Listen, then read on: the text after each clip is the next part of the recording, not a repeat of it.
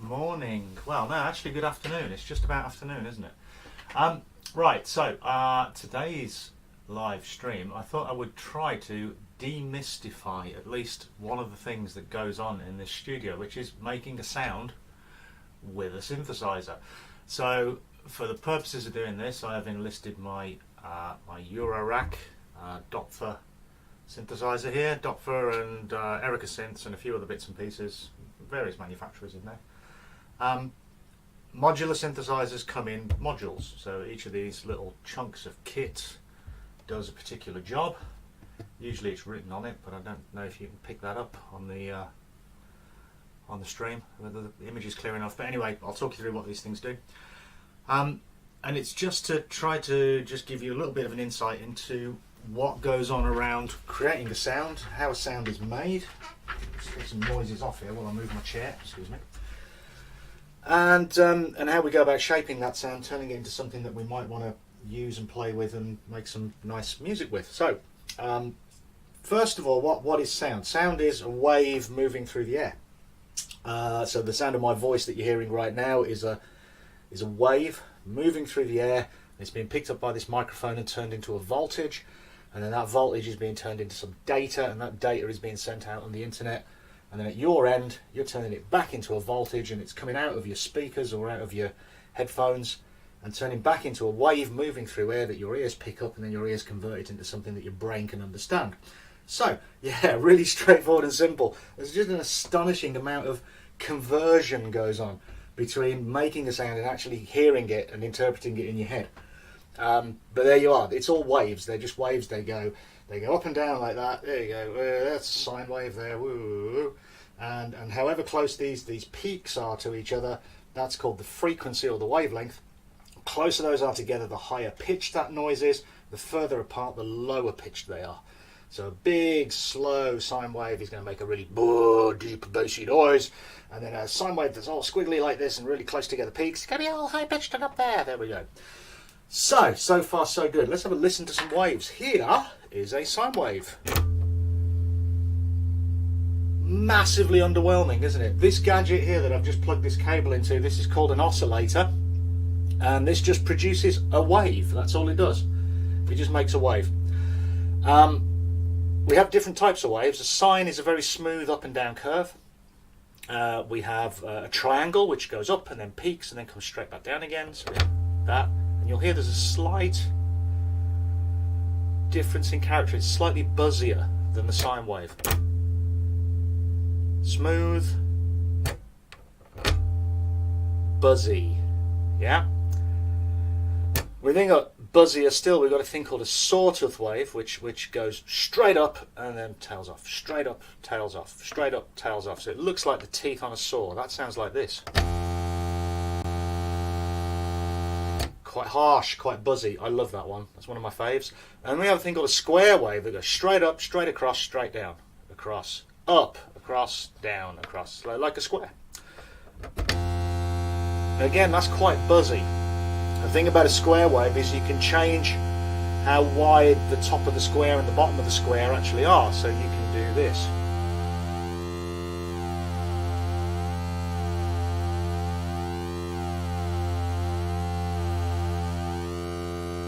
That was me changing what's called the pulse width, which is the width of that square wave. You'll find that's quite a common sound in synthesizers and electronic music. You'll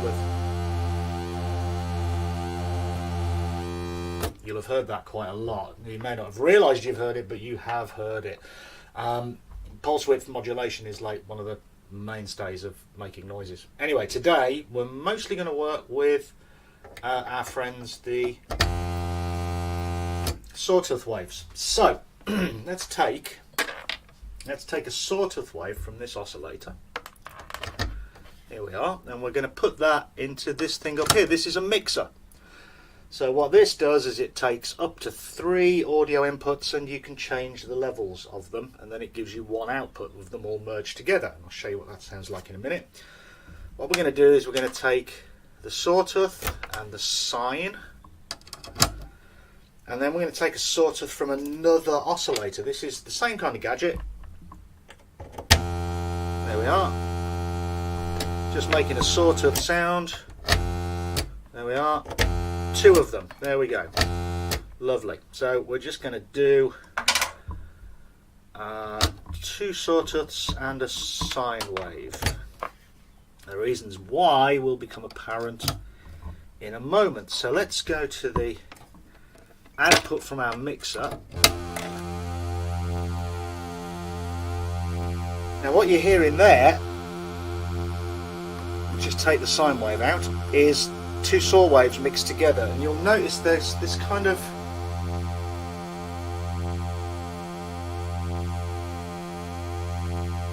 hear it?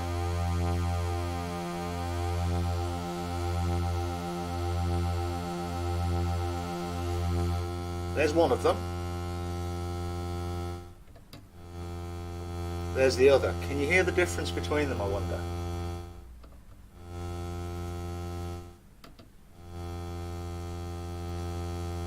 I'll tell you, the second one is ever so slightly flat, it's slightly out of tune. And with one of those waves being slightly out of tune, you get that phasing sound between them. If we change the tuning slightly on this oscillator here, you'll hear it much more pronounced. They're much closer tuned there, and as we detune it,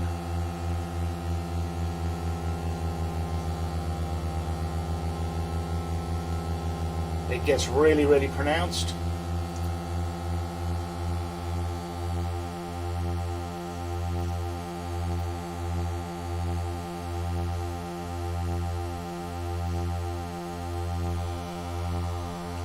So why is that happening? Well, what's happening there is you've got 2 saw waves alongside each other, but because their wave peaks are slightly different wavelengths like that, they're offsetting each other. So what's happening is one wave is reinforcing the other at certain points where their peaks match up, and they're subtracting from each other at the points where their peaks don't match up. And that's why you hear that odd kind of chorusing effect going on between them, which is actually really nice, and we can use that to our advantage because that makes it sound much thicker. A wave on its own actually sounds quite thin, quite characterless. We bring in our second wave and it's much more expressive. It's a much more natural sounding sound because in nature different noises are interacting with each other and reinforcing and subtracting from each other and clashing with each other and changing each other all of the time. So that's the kind of thing we're used to hearing. In acoustic instruments, the resonances of the body of the instrument, the way the strings work, what material the neck's made of, that kind of thing, is all going to make a big difference to how the various waveforms created by the instrument interact with each other.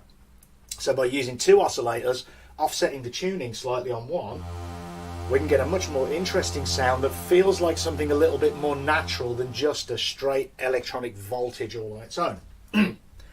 So, that's our starting bit. There are some waves. Now, how do we turn those into music? Well, over here we have a thing called a MIDI interface. This fella here is a MIDI cable. You can see into there, there's a whole bunch of little connectors.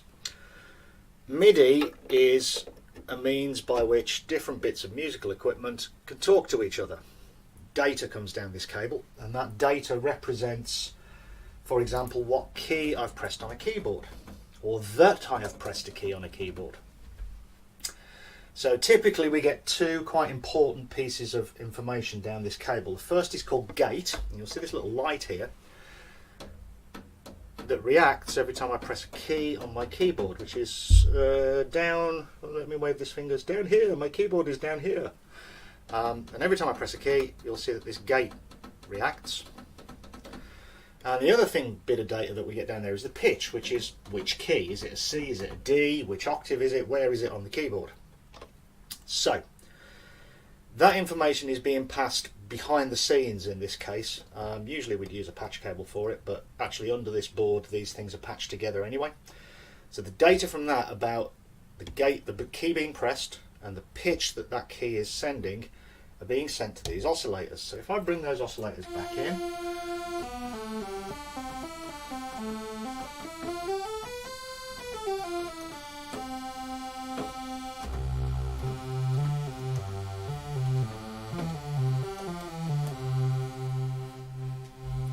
so what's happening is that incoming pitch data is being turned into a voltage to control those oscillators. But you'll notice that all that happens is it changes the pitch of the oscillator, but it never actually stops.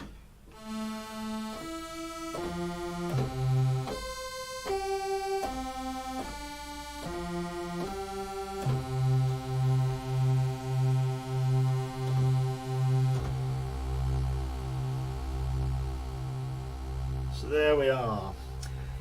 In order to make the sound stop when we want it to and start when we want it to, we have to apply a thing called an envelope to it. So what's an envelope? An envelope is a voltage, and what it does is it says, hey, we're going to start here, we're going to go loud, we're going to stay loud for a little while, then we're going to drop off, and then when you let go of the key we're going to fade away. So we have a thing called attack, that's how fast our voltage rises to top volume. We have a thing called decay, which is how long it takes for that just to drop off a little bit. We have a thing called sustain, which is the level that it drops off to. That could be quite high, it could be quite low. And then when you let go of the key, we have a thing called release, which is how long it takes that voltage to then get back down to 0. A, D, S, R. So, looking over here, I've got a gadget called an ADSR. Surprise, surprise, that is an envelope generator. We can set an attack range, a decay range, a sustain level, and a release range with each of those 4 knobs. And what that does is it just creates an envelope shape in time. How long to get the sound up to its volume, how long to let it decay down to its sustain. The sustain level is held as long as you're holding the key, and then the release phase happens when you let go of the key. So every time I press a key, this little gate thing fires over here. What we need to do is send that gate signal over to this ADSR, but it's actually wired up under the surface. If we look here, I press a key, I let go, I press a key and hold it, I let go, there's the release, voltage back down to 0. You should be able to just see that. No, you can't, can you? Let's move that cable. You should see that light. There we are. Release. Attack, decay, sustain. Release. Attack, decay, sustain. Release. So, if we take a patch lead, by the way, I'm using green for audio, this is noises. I'm using red for control voltages. These are voltages that tell things what to do. So, if I take the, let me see, I need to take, gate's already happening, I take the output from that, and I send it to a thing called a voltage controlled amplifier. So what does this do? Well, voltage controlled amplifier does exactly what it says on the tin. It amplifies the sound depending on what voltage you put into it. So if you send it an envelope generated by an ADSR, it will start off not amplifying your sound at all. It'll go up to its full level, that's your attack. It'll then decay that off to a sustain. It'll hold that sustain voltage for as long as you've got your finger on the key, and then when you release, your volume will gradually come back down to 0 as you do your release slope. So what that does is that basically turns that envelope into the output volume of your sound. So now, if we take the output from our mixer and plug it into our voltage controlled amp, we should find nothing at all is happening, and I do not know why. Oh, I know why. There we are, I turned channel down on the desk. So now, instead of just that oscillator running all the time, they're still running all the time, but this thing is shutting the door on them. So now,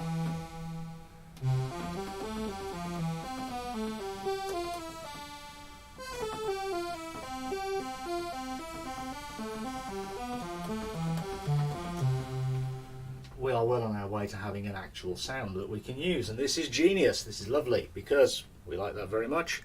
That's all working and that all sounds marvellous, doesn't it? So happy days, that's good. Now then, what else do we want to do? Let's have a looky look. So that envelope is controlling our output volume. So we've now got some oscillators, we've mixed them together, we've sent them to an amplifier, and the amplifier is being controlled by our envelope that reacts to when we press a key. That's actually sounding quite like a nice sound, isn't it? And we can start to do a little bit more with it now. So what we're going to look at next are filters. Filters are fascinating. I love filters. So what I'm going to do is I'm just going to take this, I'm going to plug it in there. Whoops, a bit noisy. Let's get rid of that. So what does a filter do? Well, a filter, let me just get another green cable. Bear with me. A filter takes the full range of the audio that you're putting into it, and then it cuts out certain frequencies. And the best way to demonstrate it is to actually give you one to listen to. So what I'm going to do here is I'm just going to send some white noise, this is a white noise generator, into this filter over here. This is a filter. And what you will find, there we go, that is white noise. White noise is just noise of all frequencies. If I start to close that filter down and take its top frequency down,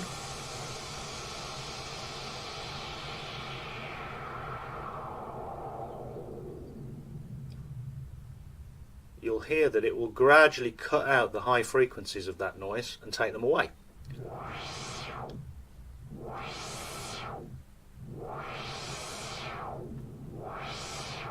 And that knob I'm turning there is called the cutoff frequency, and that just changes which frequencies we're letting through. This is called a low pass filter.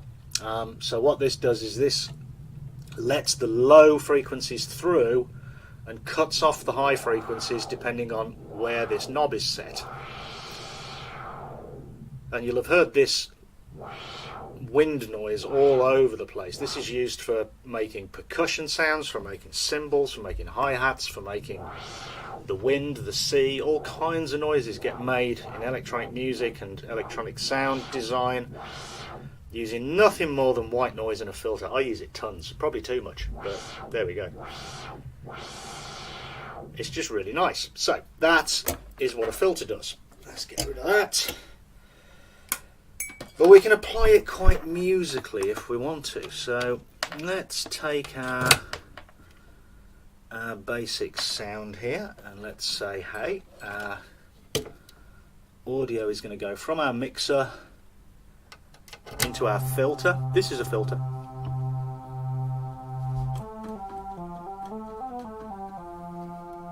Let's just put that there.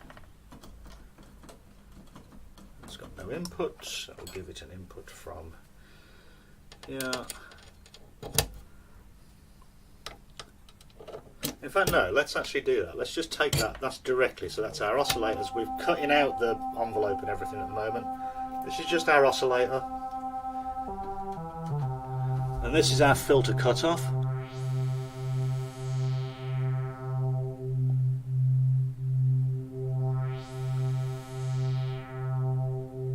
Isn't that nice?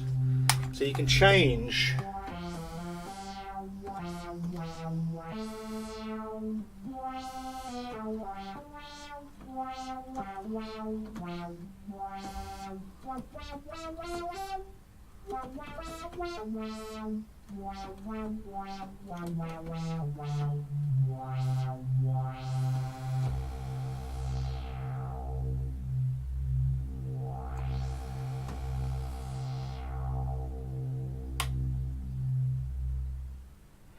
So as you can see, a filter can give a lot of expressiveness to the actual basic raw sound that you've got, but we don't really want to be messing around having to ride this filter knob all the time. Sometimes we do, it's good fun, but we don't want to be doing that all the time while we're playing. So what we do again is we use an envelope to generate a control voltage tell that filter how to behave, and we tell it how to behave on the gate signal that we get from the keyboard, so that it applies to every note. So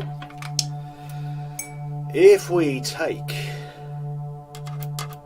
put a gate signal into there, so that, there we go, you'll see that little red light flashing up there, that shows that envelope generator, this being a very similar gadget to this one down here. That's now getting a gate signal, and we can take the gate signal from that and we can apply it to our filter.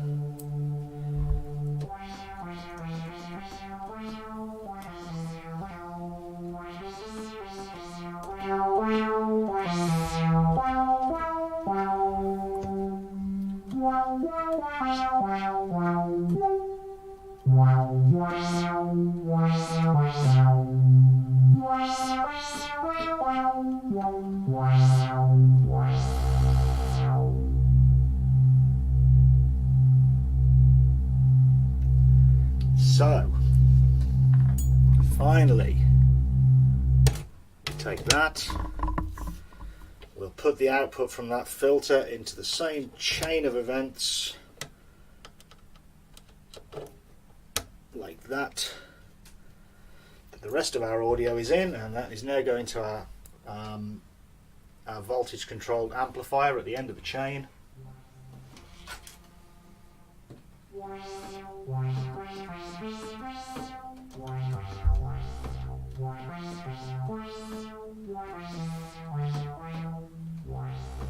And we have a complete synthesizer voice.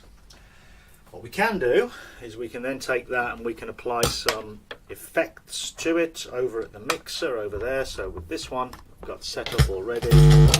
A bit of noise. We've got some reverb to make it sound like it's in a big room, and we've got some delay, which is like an echo. So our finished lead synthesizer voice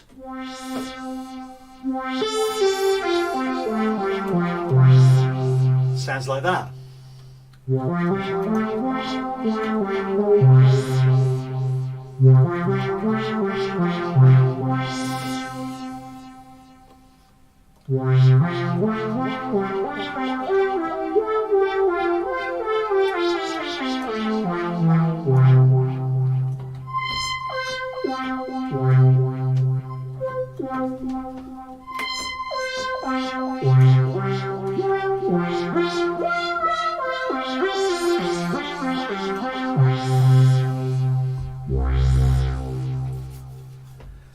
So, from really simple building blocks of oscillators that make a noise, envelopes that shape an output signal of some kind, that shape what is applied to that noise by another module, with a filter and a mixer and a voltage controlled amplifier, we have the complete kind of basics of pretty much every synthesizer that has ever been built. So the commercial synthesizers that you buy with a keyboard attached to them, they will all have those basic building blocks in them. It's just that they're all in one box instead of being separate modules that you have to connect together with spaghetti like this. But the principles are exactly the same. So that's it. That's Synthesizer 101. I hope that's, for some of you, demystified things. For some of you out there who are massive synth nerds, you are going to no doubt comment tons and tell me all the things I got wrong in this, but I don't care, because that's how I understand it, and it's kind of right, so whatever. So there we go.